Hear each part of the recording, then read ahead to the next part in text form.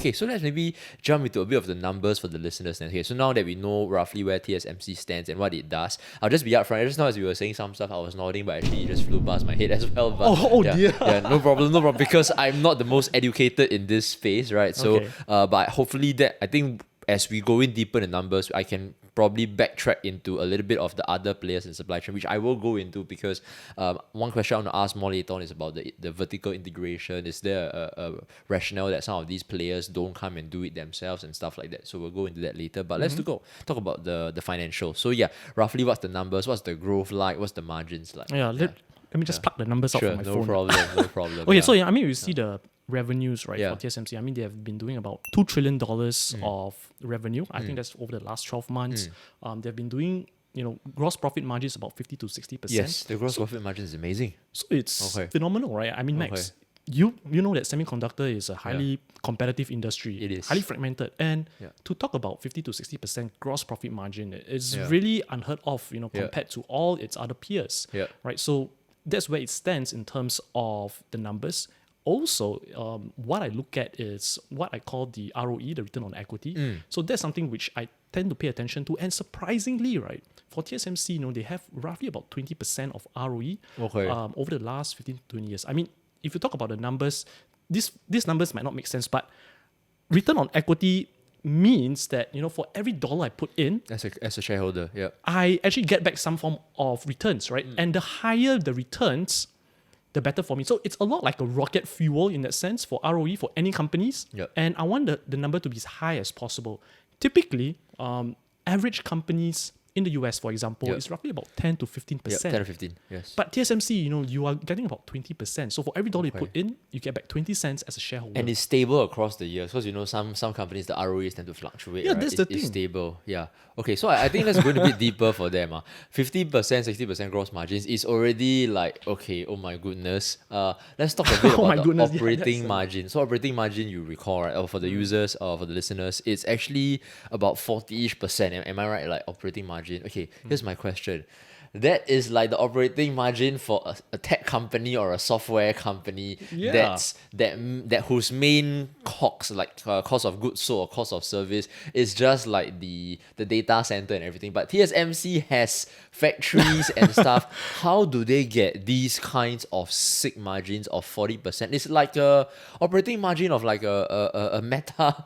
Yeah. Okay, how's that doable? I mean, if you compare it to like the FANG stocks, right? Yes. You see all these guys, they are doing softwares. Yeah. And softwares typically don't need a lot of capex. Yeah. Right? They don't Yeah. need to put in money. Yeah. But yet they generate a lot of huge margin business. But on the other hand, like what you said, manufacturing companies, right, like semiconductor companies, they have to actually invest a lot in factories, properties, Yes. equipments, and all that. And this costs money. Yeah. But why is it that TSMC can actually produce this almost the same amount of profit margin as all these tech companies Yeah. which you have mentioned, right? And really the reason why is because for TSMC, they are the only player right now which can make very, very small nano chips. So nanometer chips means that it's 1 million, nanometers is 1 million of a millimeter, right? And no other semiconductor companies are able to actually make that kind of size of chips. So say, for example, TSMC's next closest competitor is Intel. Okay. Right? And Intel does roughly about, right now they do about 7 nanometer to 10 nanometer. So just a bit of the numbers here, which is considered small. But TSMC can go even smaller to go between 2 nanometers and 5 nanometers. Okay. And why they do this is because these days, Max, use a smartphone, right? Yeah. Smartphones require very, very small chips. Okay. And smartphone players like Apple are willing to pay a good price Okay. for all these small chips because of competition. This huge Apple, Samsung, these guys, they're competing to make very, very good, very lean smartphones for consumers. So the smaller it is, the more you can compress into that smaller space, the better it is, right? Yeah, and Okay. the funny thing is that as people talk about what you call Moore's law, right? Yeah.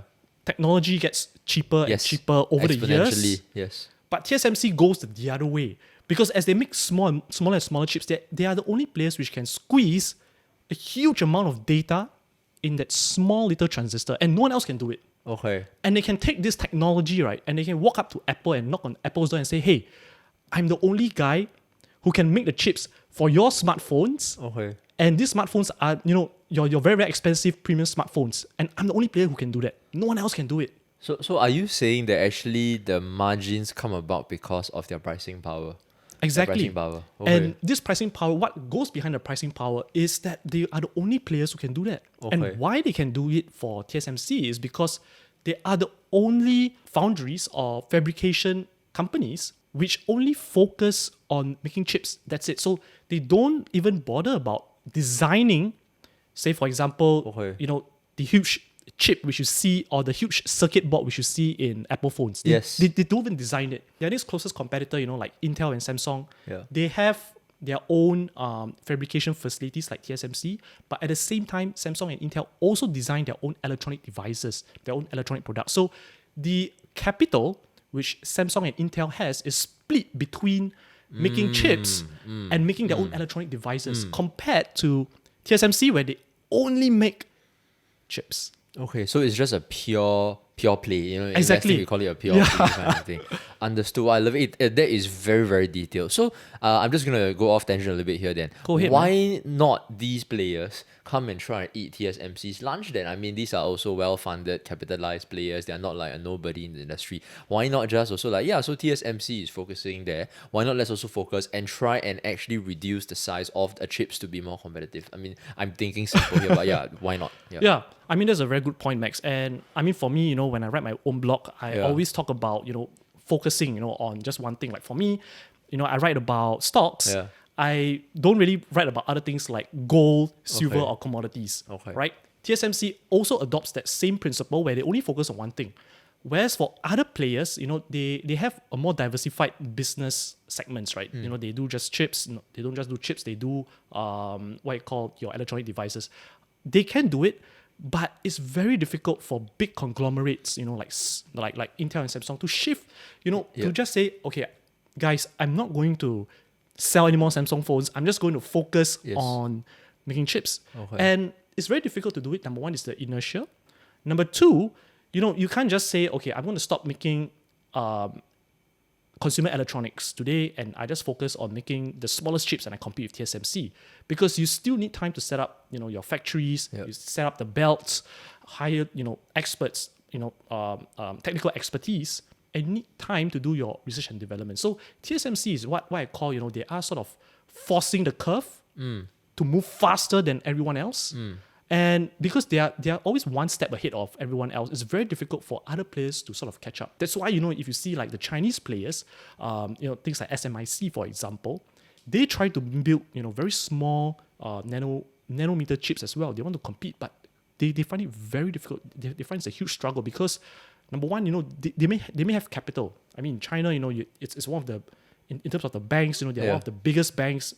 They can provide financing, but even though they can do it, even though you have the capital, but you still need time to do your research and development for making all these small chips. So it takes time. And a lot of companies, they're not willing to just give up what they have today, just to make chips and compete with TSMC. Okay, so what I'm getting is actually structurally and in the DNA of the company, inherent there's an advantage there already due to their focus since day one, which affects the DNA and the culture of the company in terms of what they focus on, right? Exactly. Yeah, this is very similar to, I'm not sure whether you've read this book, like this professor from, I think, was it Harvard? His name's called Clayton Christensen. Oh, yeah. I think he wrote this book about why a lot of companies always get disrupted, even though they are large conglomerates. I love it. I forgot what's the book's name already, but I love that I concept. think it's because of the concept. It's like a lot of small companies end up disrupting because the nature of the large company lends itself to having multiple business units because they have cash cows they need to milk and they can't just suddenly stop milking that cash cow. Whereas the new disruptive company can just come in and focus on that one thing. So that is really this at play. Yeah, and I always believe in the power of one, right? Yeah. Like they just focus on just one thing and they do it really, really well. Okay. So is focus really the main strength for their standout price margin, whatever? Or is there also some innovative secret sauce behind it? Like, is it Morris Chang? Is it some sort of R&D, I don't know, power that they don't share or something? Like, it's just one thing to understand. I mean, I don't work in TSMC, Of course. so I'm not too sure about Okay. what intellectual property they have. Okay. But as an investor, you see from the numbers, what they have in terms of their technology. Okay. It's sort of reflective in the numbers itself because Okay. the numbers sort of show, how strong, or like what Warren Buffett likes to call the economic moat Okay. of the company.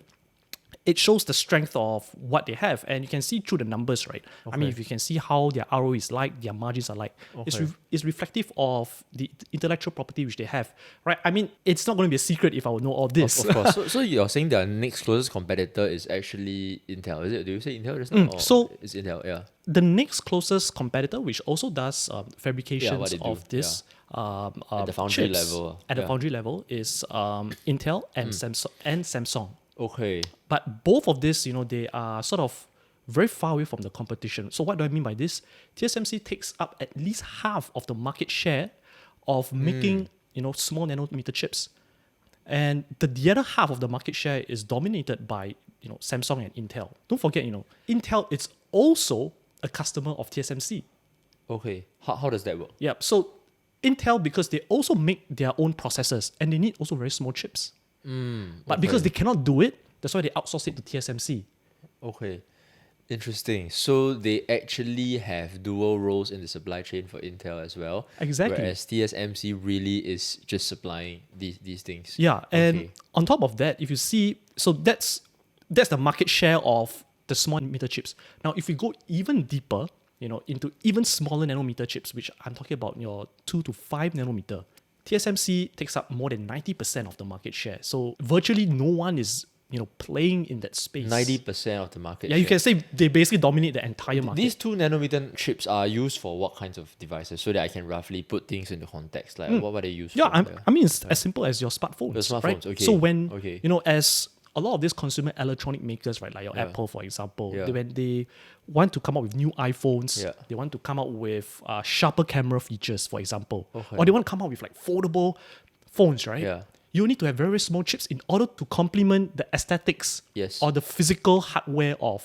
Yes, because phones the itself. smaller it is, the more room they have for the design elements Exactly. and to maneuver the user interface, whatever. Okay, so I just want to ask one question then, based off what you just shared. Based off all these margins and everything that they have, why can't another, like a country like China, like I think it's in the news, TSMC, China, US, why can't these countries go create their own version of a TSMC? Yeah. This is a very good question.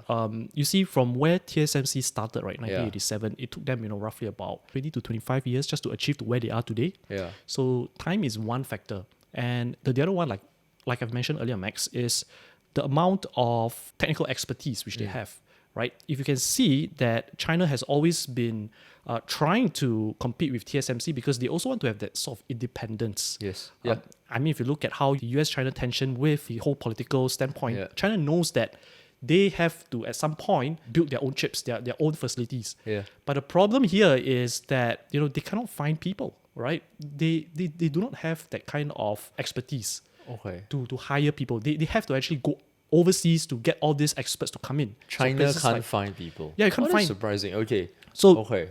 that's why some of the chip makers at the forefront of technology is still in the US. Okay. It's still in Taiwan. China tries to get all these people in. They pay good money Okay. to get them onshore to actually build all this. But again, it takes a while to hire these guys. Okay. Number two, it takes time as well. Okay. Again, it all boils back down to, how fast you are in the whole grand scheme of things. How far are you ahead in terms of the curve? In this whole industry, right, specifically for just building or making nanometer chips, very small chips, it's more of a winner takes all kind of approach where you really want to be the first to do this, because when you are the first, no one else can compete with you. And for me, I personally feel that that's what China is struggling to do so. So if you see, like one of their biggest chip makers, SMIC. So they try to do small chips, but they can't. They are stuck at around the 7 to 10 nanometer chip level. Is that the foundry level? So these guys, is it also a pure play? This Yes, SMIC. So correct. they are pure play. They're not like your Intel, Samsungs of the world. They are pure play, but yet they cannot go down to that granular level of TSMC. No, they can't. And I mean, I've always scratched my head Yeah. and asked myself, why can't they do it? Yeah. And the thing is, sometimes it really takes time on the ground to actually develop all this technology, to actually put in time and effort to actually build all this research and development capabilities. So I think that's something which, from the top, it's very easy to actually criticize, why can't you just do it the next day? But on the yeah, ground yeah. level, right? If you are running the business, you will feel that there's a lot of pain Yes. going through, trying to create your own intellectual property, to do your research and design. It takes time, but a lot of people, they don't realize that. Well, the reason I'm laughing is because that's always what happens to us when we put on the investor cap, right? Hey, why can't this company just eat these other companies' lunch tomorrow? I mean, yeah, but in the real world, dude, it takes time to go build the team, to go hunt the talent or whatsoever, and all the technology. Okay, fantastic.